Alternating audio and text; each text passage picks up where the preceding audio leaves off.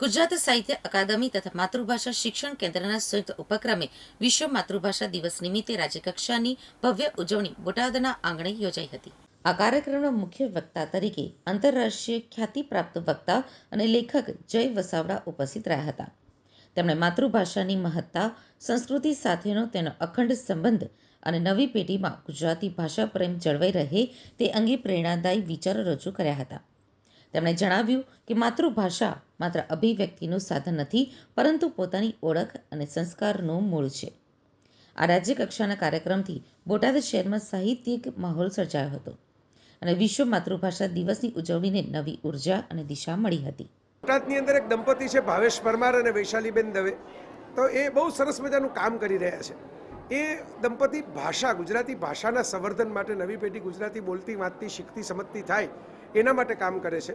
અને એમાં જોડાયો છે ગુજરાત સાહિત્ય અકાદમી.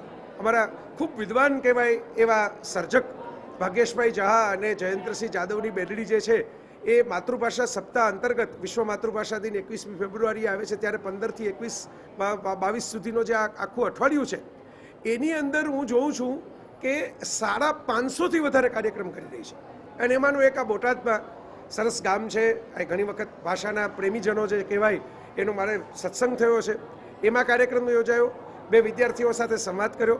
આ બોટાદકર કોલેજ, હવે નામ જ બોટાદકર કોલેજ કવિના નામથી છે. એ કોલેજની અંદર વિદ્યાર્થીઓએ રસથી સાંભળ્યું, યુવક યુવતીઓએ બધાએ. અને મેં આપણી ભાષામાં કેવા કેવા ખજાના છે, અલગ અલગ કેવા કેવા રચનાઓ રચાઈ છે એની વાતો કરી. હવે આધુનિક જમાનાની અંદર બીજી ભાષાઓ શીખવાની સાથે, સમજવાની સાથે શા માટે ગુજરાતી ટકાવવી જોઈએ અને ગુજરાતી સંસ્કાર અને અસ્મિતાની ઓળખ શું છે એની પણ ચર્ચા કરી. પ્રાચીન ગુજરાતી કેવી હતી એની પણ થોડીક વાત થઈ. અને આજના સમયની અંદર ભાષા તમને કેવી રીતે બચાવે અને ક્યાં ક્યાં કામ લાગે, ઉપયોગી થાય એની પણ ચર્ચા થઈ. તો બહુ વૈજ્ઞાનિક રીતે દાખલા દલીલો સાથે, વાસ્તવિક ઉદાહરણો સાથે એવી કોશિશ કરી કે માતૃભાષા જે છે એને સાચવવી, સમજવી, વિસ્તારવી અને એમાં શિક્ષણ લેવું એ કેટલી કામની અને યોગ્ય બાબતો છે. તો મને આવી તક મળી એના માટે આ કોલેજના અહીં હાજર રહેલા બીજા વિદ્વાન મિત્રોનો, એ બધાનો, સાથીઓનો આભાર માની લઉં. માહિતી ખાતાનો પણ આભાર કે ભાઈ એ લોકોએ પણ સહયોગ આપ્યો.